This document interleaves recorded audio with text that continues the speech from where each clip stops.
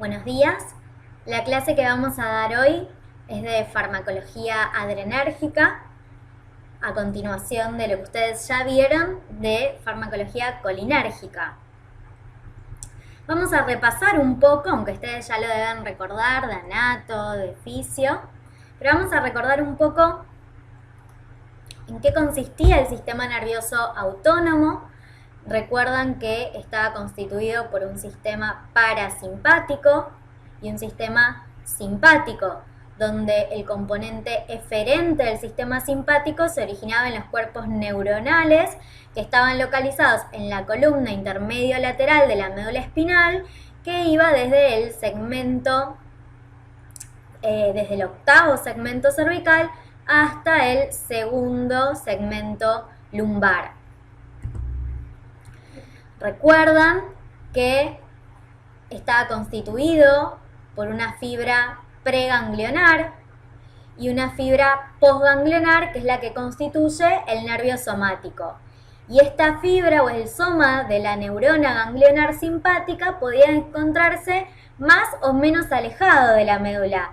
Y entonces teníamos aquellas que están a corta distancia, ¿sí? La cadena ganglionar simpática paravertebral bilateral, o que están a mediana distancia entre la médula espinal y el órgano efector, por ejemplo el ganglio celíaco, el ganglio mesentérico superior, mesentérico inferior o aórtico renal, o a corta distancia del órgano efector, dando lugar a lo que llamábamos neuronas adrenérgicas cortas, como por ejemplo como ocurre con la inervación de distintos órganos, ¿sí? Como la vejiga, el conducto deferente, la uretra, el útero, ¿sí?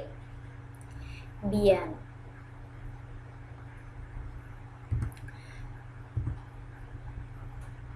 Acá tenemos una representación esquemática de desde dónde, digamos, cuál es la extensión del sistema simpático y cuáles son los órganos que se encuentran inervados, para después poder entender un poco cuál es el efecto a nivel de cada uno de esos órganos. Pero si recordamos un poco cómo estaba constituida la neurona simpática, ¿se acuerdan que tenemos el cuerpo celular que da lugar a las dendritas y luego un axón? Y recuerdan que la neurona simpática tenía la característica de que en la terminal del axón se encuentran ramificaciones, ¿sí? Cada una de estas ramificaciones hace sinapsis con los tejidos con determinadas partes que han sufrido una dilatación, y es lo que se denominan varicosidades o botones adrenérgicos. O sea que dentro de estas ramificaciones de la terminal del axón tenemos estas varicosidades o botones adrenérgicos. Y estas varicosidades se caracterizan porque contenían partículas subcelulares delimitadas por membranas que se denominaban vesículas adrenérgicas. En esas vesículas adrenérgicas, ahora lo vamos a ver un poco mejor, pero estas vesículas contienen una enzima que es la dopamina beta hidroxilasa, que lo que hace es captar del axoplasma dopamina, la oxidan a noradrenalina, y entonces es esta vesícula adrenérgica la que va a dar lugar, o que va a ser el sitio de síntesis, de almacenamiento y de liberación del principal neurotransmisor del sistema simpático, que es la noradrenalina. ¿Sí? Esto como para hacer un repaso. Y entonces acá podemos ver ampliado, acá tenemos el axón, ¿sí? Esto sería una neurona autonómica postganglionar, el axón de una neurona autonómica postganglionar o de una neurona simpática postganglionar, que tiene las ramificaciones, y dentro de estas ramificaciones las varicosidades. Si ampliamos estas varicosidades, vemos que dentro de las varicosidades tenemos las vesículas que contienen el neurotransmisor, ¿sí? Bien, pero además recordamos que esta actividad simpática, mediada por el sistema nervioso autónomo, también es acompañada por la liberación de hormonas de la médula adrenal, ¿sí? Adrenalina y noradrenalina. Recuerdan que las células cromafines provienen de la misma región de la cresta neural que las células ganglionares simpáticas, y como estas últimas también reciben inervación de fibras típicas de fibras preganglionares. O sea que asociado, digamos, a la liberación de adrenalina y noradrenalina que se ve per se en lo que constituye el sistema simpático, también vamos a ver liberación de adrenalina y noradrenalina a nivel de la médula adrenal, ¿sí? de la glándula suprarrenal. Bien. Entonces, esquemáticamente, la neurotransmisión adrenérgica la vamos a dividir en 5 etapas fundamentales. Una etapa de síntesis del neurotransmisor adrenérgico, una etapa de almacenamiento de la noradrenalina, liberación del mediador químico, estimulación de los receptores adrenérgicos, que ahora después vamos a ver cuáles son, y finalmente terminación de la actividad del neurotransmisor. Bien, entonces, ¿cómo se produce la síntesis del neurotransmisor adrenérgico, que lo llamamos catecolaminas, fundamentalmente adrenalina y noradrenalina? Comienza en la terminal nerviosa adrenérgica y parte de la tirosina. Esta tirosina es hidroxilada por una enzima que es la tirosina hidroxilasa a levodopa. Este paso, por tener la menor velocidad máxima, es el paso limitante y es susceptible de ser inhibido, ¿sí? Ahora vamos a ver cómo. A la vez, esta levodopa puede transformarse por la decarboxilasa de aminoácidos aromáticos en dopamina. Ahora vamos a ver que esta enzima puede ser inhibida por carbidopa y benseracida, que después van a ver que la carbidopa y benseracida se utilizan mucho en la enfermedad de Parkinson, en donde hay un déficit de dopamina. Ahora lo van a ver más adelante en fármaco 2, pero se usa mucho en esa patología. Y finalmente esta dopamina, ¿sí?, es captada por las vesículas sinápticas y va a ingresar en la vesícula sináptica, donde la dopamina beta hidroxilasa va a transformarla en noradrenalina. Y luego esta noradrenalina, por acción de la feniletanolamina N-metiltransferasa, puede transformarse a adrenalina. Por supuesto que tanto la noradrenalina como la dopamina pueden inhibir en forma, digamos, o ejercer un efecto de retroalimentación negativo, de feedback negativo, e inhibir a la vez su propia síntesis, ¿no? Como en general todas las vías biológicas. Bien, entonces todo este paso comienza en la terminal nerviosa adrenérgica y finaliza en la vesícula sináptica. ¿Sí? Acá tenemos lo mismo, ¿sí? El mismo esquema, digamos, que veíamos antes. Y eso era en cuanto a la síntesis. ¿Cómo se produce el almacenamiento de noradrenalina? Bien, el almacenamiento también decíamos que era la vesícula sináptica, donde se producía no solo la síntesis por acción de la dopamina beta hidroxilasa, sino también el almacenamiento de la noradrenalina. Entonces, básicamente lo que tenemos es en la membrana de la vesícula sináptica una bomba de protón que ingresa protones, ¿sí?, en contra de su gradiente de concentración, con lo cual lo hace degradando o utilizando energía que resulta de la degradación del ATP por acción de una ATPasa. Bien, entonces genera, al ingresar protones en contra de su gradiente, genera un gradiente para que este protón pueda ser eliminado de la vesícula, favoreciendo el ingreso de dopamina, aunque también puede ingresar noradrenalina, tiramina, anfetaminas, efedrina o alfa-metildopa desde la terminal adrenérgica hacia la vesícula sináptica, ¿sí? O desde el axoplasma a la vesícula sináptica. ¿Me siguen? O sea que la dopamina ingresa, ¿sí?, con un antiporte con el protón que es generado por esta ATPasa, ¿sí? Bien. Y forma la noradrenalina un complejo de 4 moléculas de noradrenalina asociada a ATP.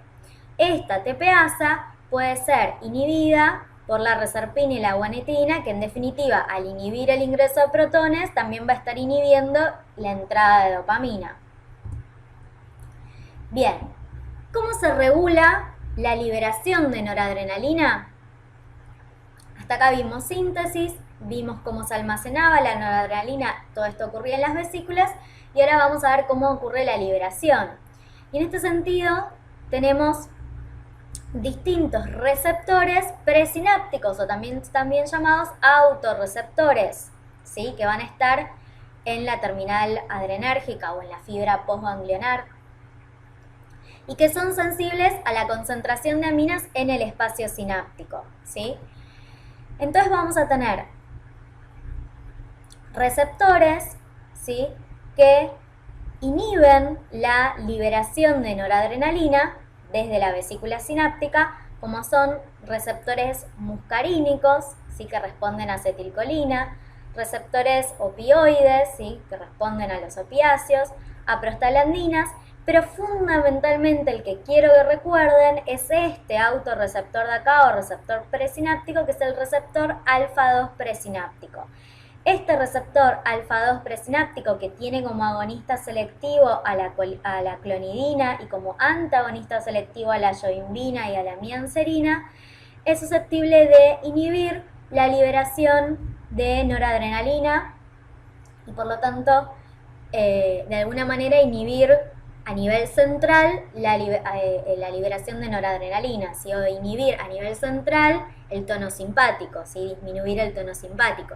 Y ahora vamos a ver entonces qué efecto, qué uso terapéutico puede tener la clonidina, pero ya les voy avisando que se utiliza no como primera opción terapéutica, pero sí es una alternativa en el tratamiento de la hipertensión arterial. Después les vamos a ver un poquito por qué.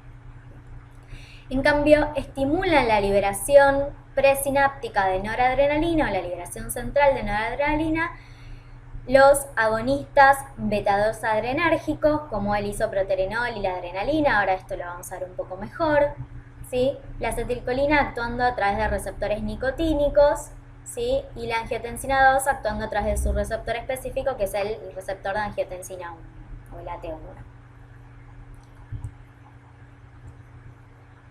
Quiere decir que, volvemos un poco para atrás, la angiotensina, ¿sí? El eje renina, angiotensina, aldosterona, en realidad por acción de la angiotensina va a estar estimulando la liberación central de noradrenalina o estimulando el tono simpático, mientras que los agonistas alfa-2 adrenérgicos van a estar inhibiendo el tono simpático central, ¿sí? O la liberación de noradrenalina. Esto es lo mismo, pero visto de otra manera. Ahora después vamos a ver un poco la implicancia terapéutica de esto que estábamos diciendo, de que la angiotensina puede estimular el tono simpático, mientras que los agonistas alfa-2 lo pueden inhibir. Ahora vamos a ver qué implica eso a nivel terapéutico. Bien, una vez que se libera el neurotransmisor, este neurotransmisor tenía que actuar selectivamente sobre receptores adrenérgicos. Entonces, ¿cuáles son los receptores adrenérgicos que se conocen hoy en día? Tenemos receptores alfa-adrenérgicos y receptores beta-adrenérgicos. Los receptores alfa-adrenérgicos pueden ser alfa-1 o alfa-2. Los receptores alfa-1 están acoplados a una proteína G sub Q, ¿se acuerdan que es una proteína de 7 segmentos transmembrana? ¿Sí? Que lo que hace es activar a la proteinquinasa, a la fosfolipasa C, y eso genera aumento del inosito del trifosfato y del diacilglicerol, que finaliza en un aumento del calcio. Bien. ¿Cuáles son los agonistas selectivos de los receptores alfa-1? Un ejemplo es la fenilefrina, mientras que un antagonista selectivo del receptor alfa-1 es el prazosin. Bien. Después tenemos receptores alfa-2 adrenérgicos.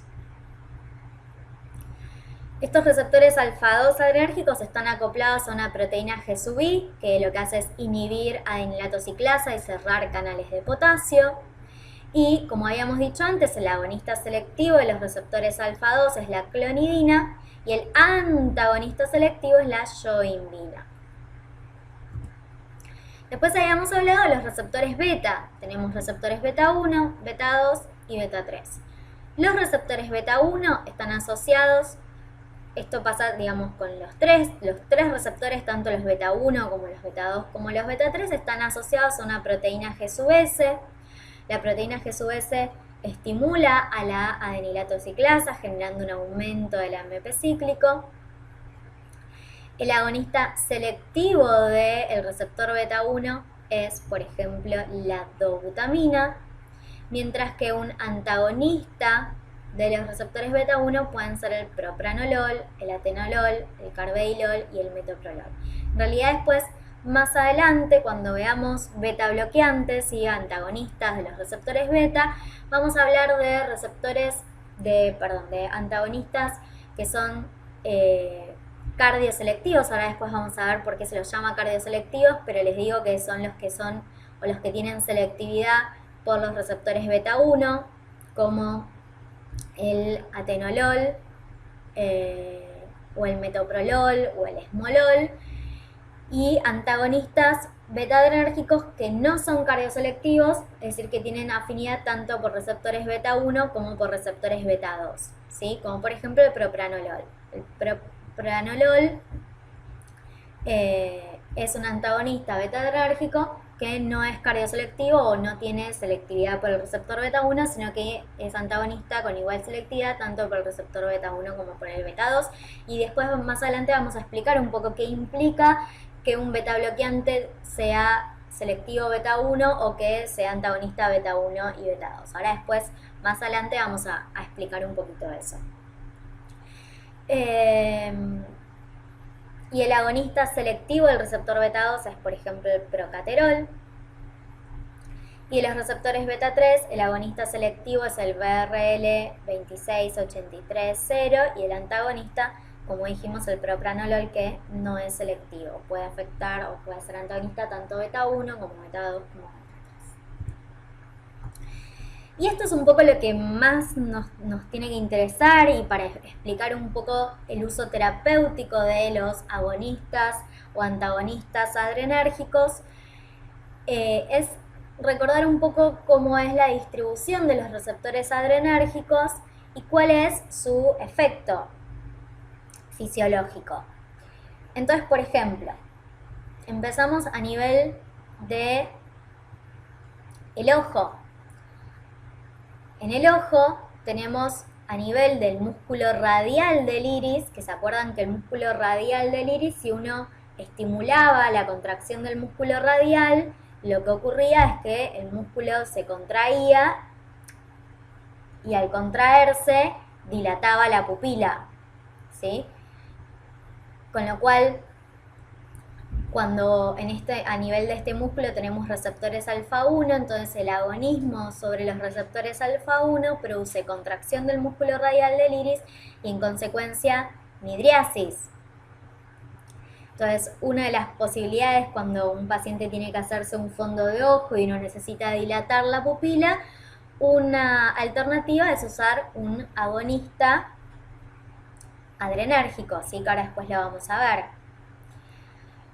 A nivel de los procesos ciliares, que se acuerdan que los procesos ciliares eran los que producían el humor acuoso, a nivel de los procesos ciliares tenemos receptores beta 2 adrenérgicos, donde el efecto del agonismo sobre estos receptores es el aumento de la secreción del humor acuoso. Bien, después tenemos a nivel de los vasos, ¿sí? A nivel de los vasos vamos a ver que tenemos receptores beta 2, que el estímulo sobre los receptores beta 2 produce vasodilatación tanto arterial como venosa, mientras que el estímulo de los receptores alfa 1 que se encuentran en los vasos produce vasoconstricción tanto de las arterias como de las venas. Bien, ¿qué pasa a nivel del sistema respiratorio? A nivel del sistema respiratorio lo que tenemos son receptores beta 2 adrenérgicos que están en el músculo liso bronquial y que el estímulo de estos receptores beta 2 adrenérgicos es producir broncodilatación. Por lo tanto, ya podemos ir imaginándonos que en un paciente que sufre de asma o que sufre de POC, enfermedad pulmonar obstructiva crónica, una alternativa terapéutica independientemente de los corticoides que ustedes van a ver más adelante, una alternativa terapéutica es utilizar agonistas beta-2 adrenérgicos, ya sea de acción corta o de acción prolongada, agonistas beta-2 adrenérgicos que lo que producen es broncodilatación, favoreciendo o mejorando la sintomatología en estas patologías.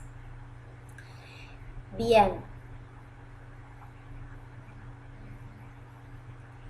¿Qué pasa a nivel cardíaco? A nivel cardíaco vamos a ver que a nivel del nódulo sinusal tenemos fundamentalmente receptores beta-1 adrenérgicos y el estímulo sobre estos receptores beta-1 adrenérgicos a nivel del nódulo sinusal aumenta la frecuencia cardíaca. A la vez, el estímulo a nivel de los receptores beta-1 produce aumento de la velocidad de conducción, aumento del inotropismo. ¿Se acuerdan que el inotropismo era la contractilidad? Entonces hay un aumento de la contractilidad y aumento de la velocidad de relajación. O sea que básicamente el estímulo beta-adrenérgico lo que produce es estimula las propiedades cardíacas o aumenta las propiedades cardíacas, es decir, aumenta el cronotropismo o la frecuencia cardíaca, aumenta el inotropismo o la contractilidad y aumenta la velocidad de conducción. ¿Esto por qué nos va a importar? Porque después cuando veamos beta bloqueantes vamos a entender un poco por qué se utilizan los beta bloqueantes como antihipertensivos o cómo se utiliza los beta bloqueantes como antiarrítmicos por esta capacidad de disminuir la velocidad de conducción y de disminuir el cronotropismo, ¿sí? Después entonces vamos a entender un poquito más tanto los efectos adversos a nivel cardíaco que pueden tener los agonistas beta-adrenérgicos como el uso terapéutico de los bloqueantes beta-adrenérgicos. Bien, ¿qué pasa a nivel del páncreas? A nivel del páncreas, el estímulo alfa-1 y beta-2 adrenérgico estimula la glucogenólisis, ¿sí? Y la gluconeogénesis, o sea que favorece, ¿sí?, la generación de glucógeno, ¿sí? Bien, a nivel intestinal vamos a ver que disminuye la motilidad gastrointestinal, ¿sí? Y aumenta el tono de los esfínteres. A nivel de las glándulas sudoríparas, por estímulo alfa-1 aumenta la secreción de la glándula sudorípara y produce contracción del músculo pilorector. Algo que es fundamental es que aumenta la secreción de renina. ¿Sí? Vamos a ver que el estímulo, que el efecto, digamos, beta-adrenérgico, por un lado, ¿se acuerdan que a nivel central o a nivel presináptico aumentaba el tono simpático? Por otro lado, aumenta también la secreción de renina y estimula, por lo tanto, el eje renina-angiotensina-aldosterona, ¿sí? ¿Qué pasa a nivel del páncreas? Perdón, esto que les había dicho de la glucogenólisis y gluconeogénesis se da a nivel del hígado y a nivel del páncreas. Lo que vamos a ver es que disminuye la secreción de insulina por efecto alfa-2 y aumenta la secreción de glucagón, ¿sí? ¿Qué hace a nivel de la vejiga? Y esto es muy importante para después ver algunos usos terapéuticos y algunas contraindicaciones. Por efecto beta-2 relaja el detrusor y por efecto alfa-1 contrae el trígono y el esfínter, ¿sí? A nivel del trígono y el esfínter tenemos receptores alfa-1 y el estímulo de estos receptores alfa-1 produce contracción del trígono y el esfínter. Es decir que básicamente lo que está ocurriendo es que el estímulo adrenérgico produce disminución o dificultad de la micción, ¿sí?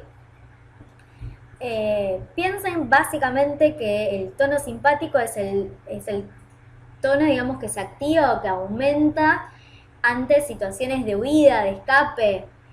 Entonces, imagínense que tiene que estar la pupila dilatada, ¿sí? Disminuye el tono intestinal, disminuye o se impide la micción, ¿sí?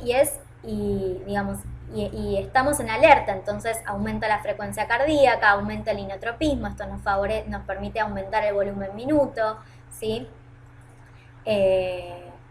Aumentar la presión arterial, ¿sí? La redistribución de sangre, broncodilatación para favorecer, digamos, el ingreso de aire, es decir, piénsenlo como la situación de huida, ¿sí? Bien. ¿Cómo termina la actividad del neurotransmisor o cómo ocurre la terminación? Los neurotransmisores adrenérgicos son eliminados de biofase por procesos de difusión hacia afuera del espacio sináptico, pero los más importantes y los mecanismos más importantes de terminación de la actividad del neurotransmisor es por captación, tanto neuronal como extraneuronal, que ahora eso lo vamos a ver, pero el más importante es la captación neuronal, y por metabolismo, ¿sí? De esas catecolaminas, por dos enzimas fundamentales que son la monoaminoxidasa y la catecolo-metiltransferasa.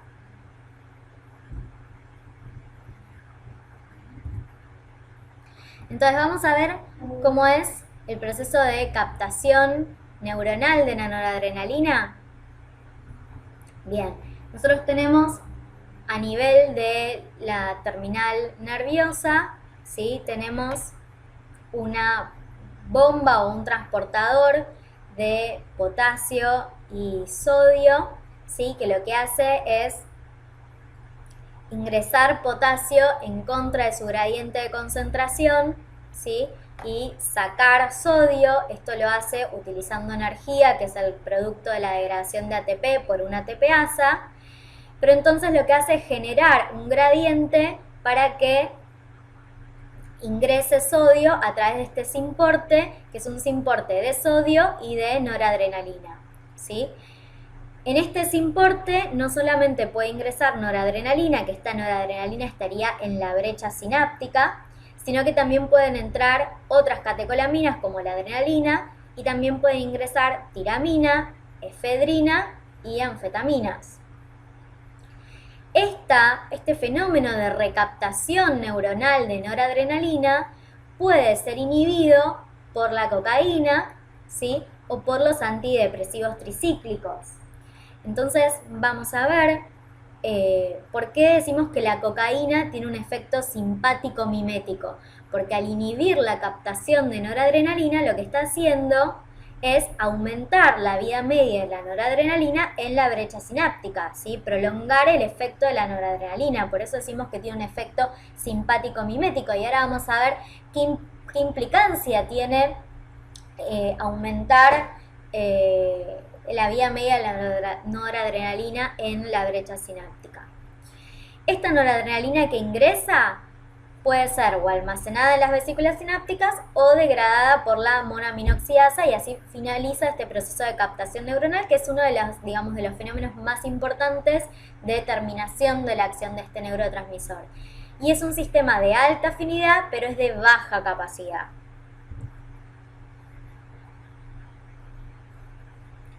Algo que viene un poco a colación respecto de esto que veníamos viendo antes, de que esta noradrenalina, una de las formas que tenía de terminar su acción era degradándose por la monoaminoxidasa, es que si vamos a hablar de una cosa que se llama síndrome del queso, que antes, cuando se utilizaban mucho los inhibidores de la monoaminoxidasa, ya les cuento que los inhibidores de la monoaminoxidasa se utilizaban antes como antidepresivos y se veía como un efecto adverso, ¿sí? Muy frecuentemente cuando se utilizaban inhibidores de la monoaminoxidasa, y tiene que ver un poco con esto que veníamos hablando de la terminación de la acción de la noradrenalina. Normalmente la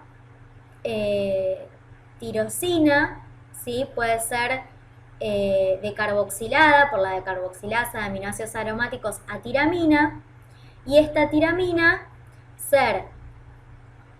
tiene dos alternativas: o es degradada por la monoaminoxidasa dando lugar a metabolitos y entonces terminamos la acción de la tiramina, o puede suceder que la tiramina en vez de ser degradada por la monoaminoxidasa, es hidroxilada por la dopamina beta-hidroxilasa a octopamina.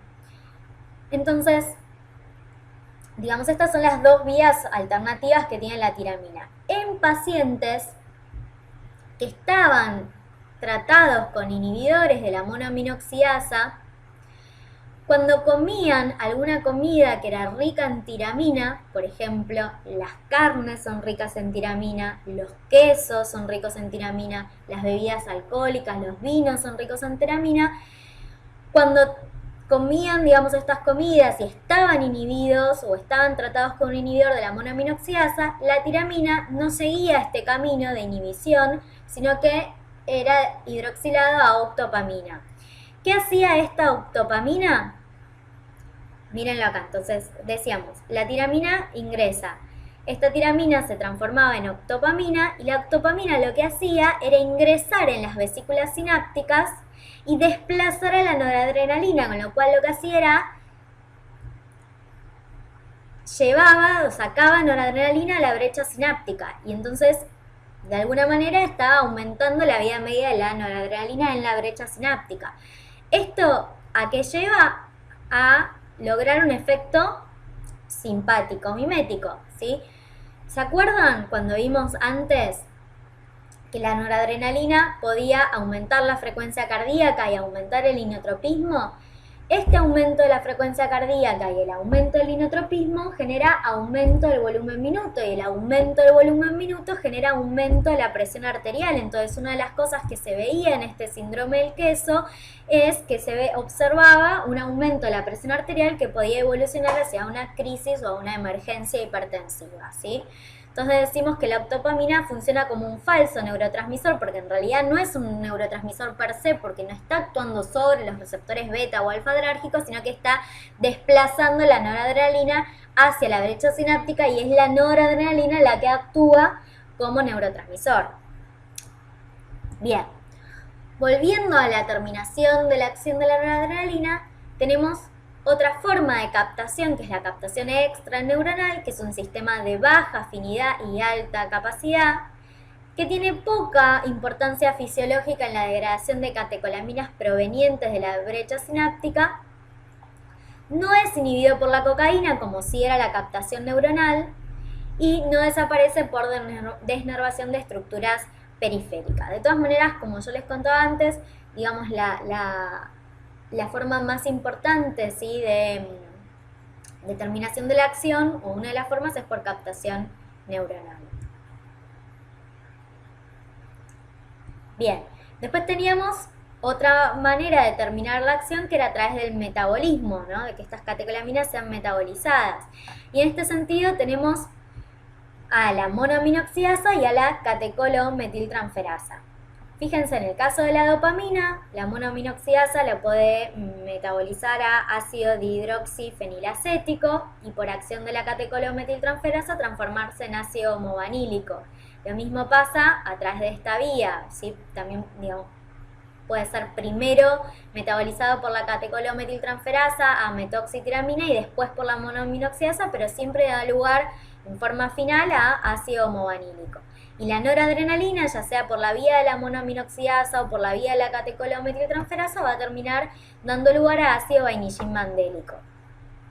¿Se acuerdan que existe un tumor, o que puede haber pacientes que desarrollen un tumor en la glándula suprarrenal, específicamente en la médula suprarrenal, que se llama feocromocitoma, en donde lo que hay es un aumento en la producción de este feocromocitoma de adrenalina y noradrenalina, es decir, de catecolaminas, pero a nivel de la médula suprarrenal.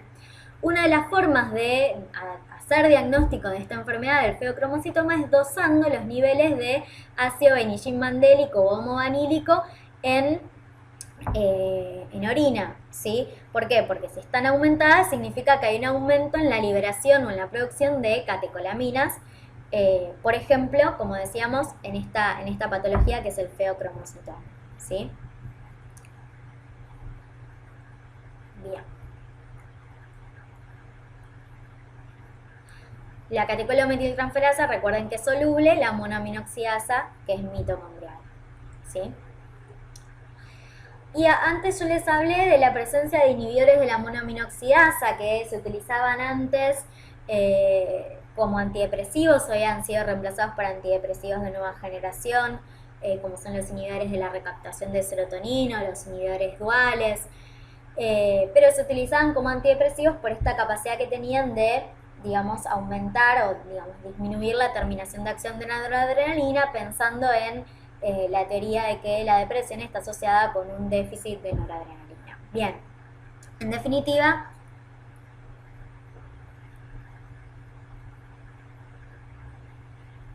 de noradrenalina y de serotonina, ¿sí? De las dos cosas.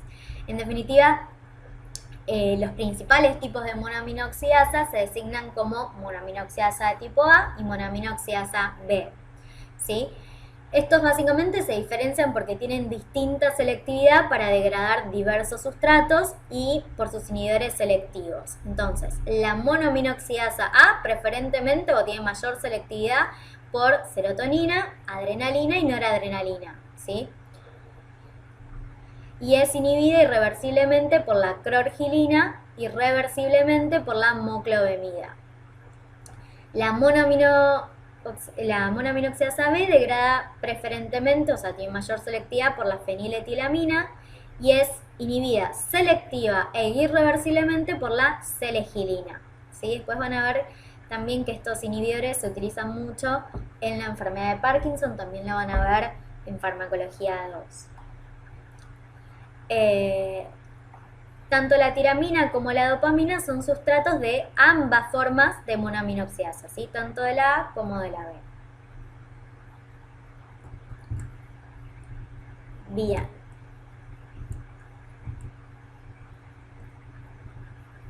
Esto ya lo recordamos. Entonces vamos a hablar un poco de los distintos agonistas, que ya los fuimos mencionando un poco, y recordar un poco cuáles son sus usos terapéuticos, ¿sí?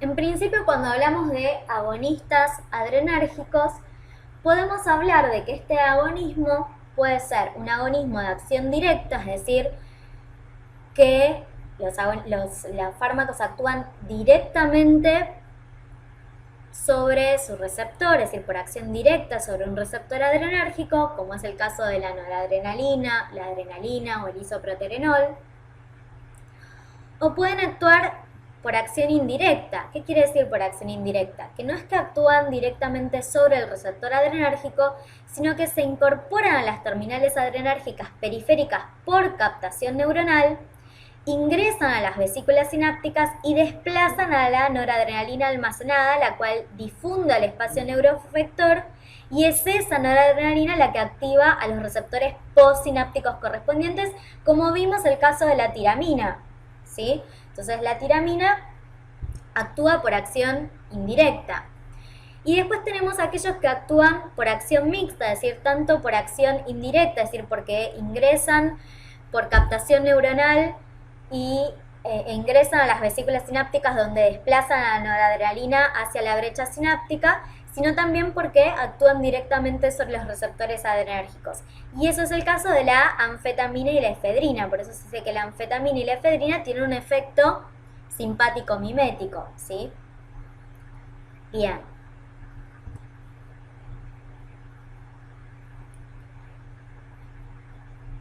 De acuerdo al grado de selectividad sobre los diferentes subtipos de receptores, habíamos dicho que tenemos agonistas tanto para los receptores alfa-adrenérgicos como beta-adrenérgicos, la noradrenalina y la adrenalina es el caso, igual después vamos a hablar respecto de la selectividad para cada uno de ellos.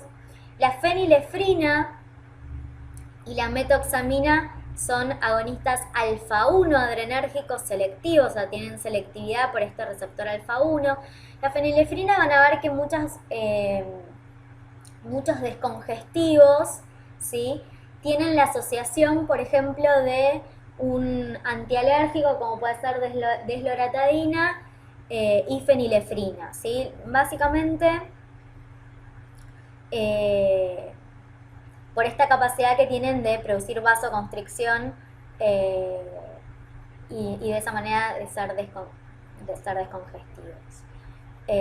Después tenemos agonistas alfa-2 adrenérgicos selectivos, donde habíamos hablado de la clonidina y la alfa-metildopa. La alfa-metildopa es una prodroga. Después vamos a ver que se utiliza como antihipertensivo en las embarazadas, donde no podemos utilizar otros antihipertensivos que son de primera elección, como inhibidores de la enzima convertidora de angiotensina o ARA2, o en esos casos la alfa-metildopa es útil como antihipertensivo en el embarazo porque no es teratogénico. Bueno, guanfacina y guanabens. Después tenemos agonistas beta-adrenérgicos no selectivos, donde habíamos hablado de el isoproterenol y habíamos hablado también del propranolol, ¿se acuerdan? Son todos beta bloqueantes agonistas beta-adrenérgicos no selectivos.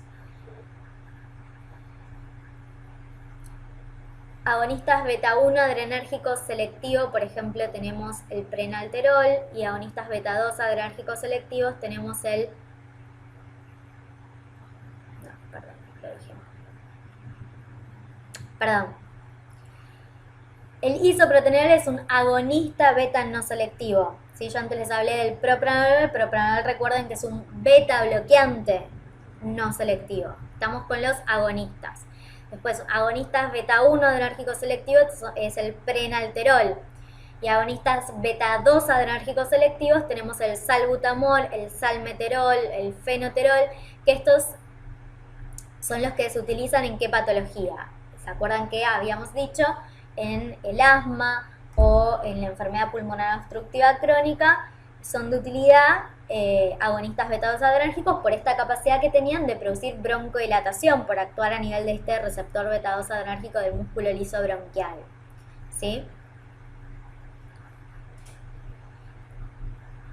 Obviamente, como ya dijimos, los agonistas adrenérgicos no selectivos, es decir, que estimulan a tanto receptores alfa como receptores beta, son noradrenalina, adrenalina, dopamina y dobutamina. Bien, entonces, ¿cuáles van a ser los efectos de la noradrenalina? Vamos a hablar fundamentalmente de los efectos adversos, de los efectos a nivel cardiovascular. Tanto la noradrenalina tiene mayor afinidad por los receptores alfa-1, alfa-2 y beta-1, ¿sí? Entonces, por este efecto o por estímulo de los receptores alfa-1 y alfa-2 que están en el músculo liso vascular y que se acuerdan que producía vasoconstricción, lo que van a producir es un efecto vasoconstrictor periférico. Y si recuerdan, la vasoconstricción periférica o poscarga, si aumentaba la poscarga, y era uno de los principales determinantes de la presión diastólica. Entonces, el efecto vasoconstrictor periférico genera aumento de la presión diastólica. Pero por otro lado, la noradrenalina produce estímulo de los receptores beta-1 cardíacos, que si se acuerdan, el estímulo de los receptores beta-1 que estaban a nivel del nódulo sinusal producían aumento del cronotropismo o aumento de la frecuencia cardíaca, aumento de la contractilidad, ¿sí?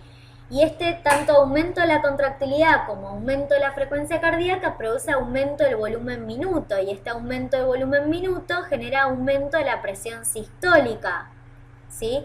Entonces hay aumento de la presión sistólica y aumento de la presión diastólica.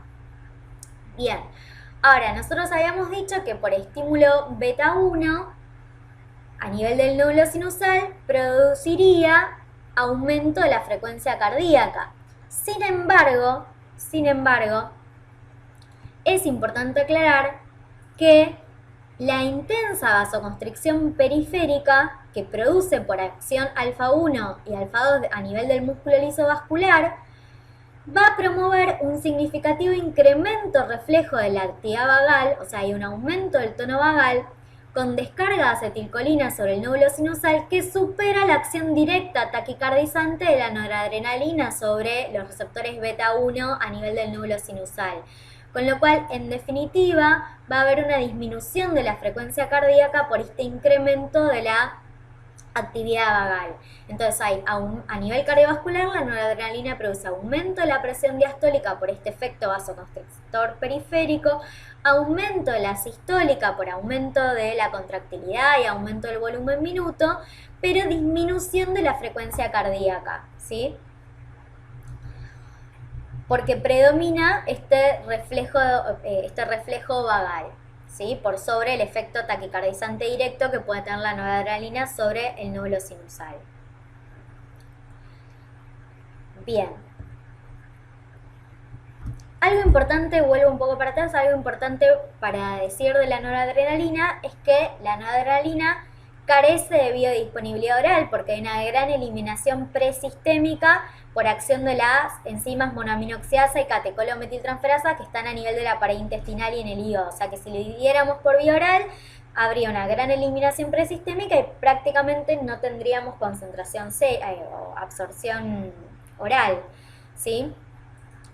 Y por otro lado, la vida media plasmática es de pocos minutos en función principalmente del proceso de captación neuronal que sufre. Con lo cual, si no tuviera que pasar noradrenalina, si no tuviera que administrar noradrenalina, la forma de darla no va a ser por vía oral, sino que va a ser por vía intravenosa, teniendo en cuenta que la vida plasmática es de pocos minutos, o sea que uno en ningún caso se puede dar por vía oral, ¿sí? Se dará en bolo o en goteo.